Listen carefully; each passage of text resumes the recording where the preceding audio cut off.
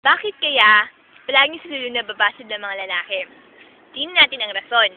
Eto na, clip number 1. Moment muna. Hi! Ang ganda sana ng buhay kung may someone special, pero anong magagawa ko?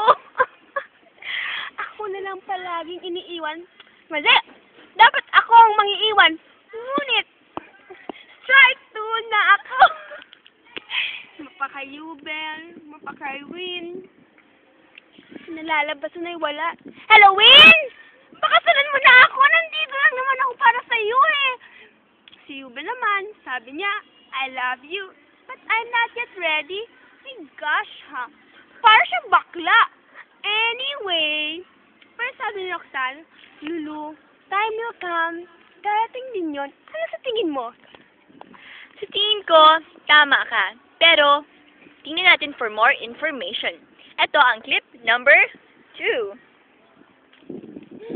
Pareho pa rin. Sa tingin ko, sa nangyayari sa aking ito, wala nang bukas. Oh well, I still survive! Starstruck! Okay, question number 1. Kung ikaw ay isang puno, anong klase ka ng puno? Siyempre, Nara, ang punong pambansang Pilipinas. Malakas! Katulad ko, kahit ilang beses ng binagyo, nagiging matapang pa rin. Malakas ako sa toot! Naku naman, iba na yan ha. O sige, question number 2. Kung ikaw ay isang bulaklak, anong kulay ka ng talutot? Talutot. Petal? Of course, I would want to be red.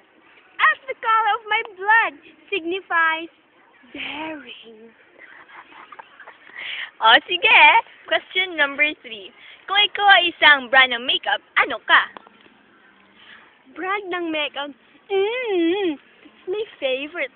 Siyempre, I want to be Shuyu Mera or I want to be Estee Lauder, the brand of the most wonderful makeup artist in the world. I want to be as pretty as Cameron Diaz and as wonderful as Lindsay Lohan. But the best is being simply the way I am. Okay, question number 4. Kung ikaw ay isang artista, sino ka? International local. Siyempre, international. Ooh, international, huh? I want to be the sexy and beautiful Jennifer Lopez, the Made in Manhattan. But if I'm going to do my own movie, I want to be Made in Philippines. ESP, Kaliboklan. Ang galing! Eto, last question. Kung ikaw ay isang teacher sa Assumption, Iloilo, sino ka? Teacher. Teacher. Sino kaya? Ooh, Miss Ladrido. Oo, Mrs. Saduha. Alam mo ba kung bakit? Hindi, bakit kaya? Kasi siya, ilang beses siya nagmahal. Ilang beses na siya naka-experience ng dugdug sablay. Pero at the age of 41, nagpakasal siya. O, diba? I think kung 41 siya, ako mga 51. Kaya intayin niyo ang upcoming wedding ko sa Uptown World. Okay, be back tomorrow for more Luluminous profile.